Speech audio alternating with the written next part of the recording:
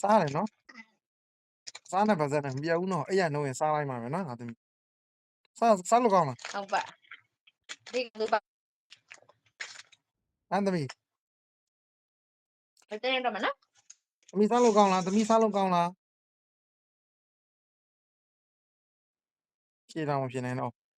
စားလို့ကောင်းလားစားလို့ကောင်းလားလို့ဟုတ်ဗျာမကောင်းဘူးလားဘသူပါစံပါဘူးပါစံပါစကားပြောတတ်ဘူး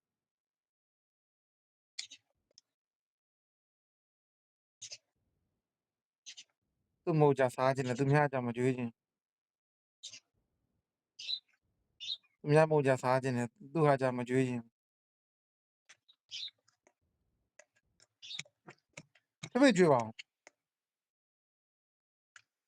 ညခိုင်စားနော်မဲရသူဘတ်ဝါဆောင်နော်နော်တပည့်နဲ့ဖုန်းပြော ဟမ်သမီးတပည့်ကြွေးအောင်လို့နင့်ပြောနေတာလေอืม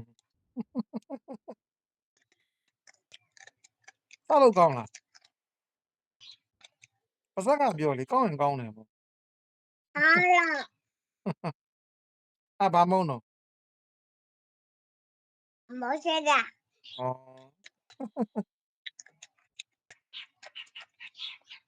သမီးကြိုက်တယ်ဘာမုန်းလဲ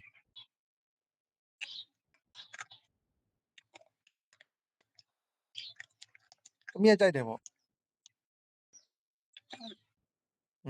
တပည့်ကြွေးပါလား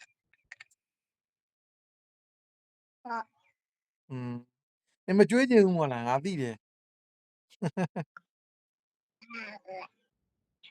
မကြွေးချင်တာဟုတ်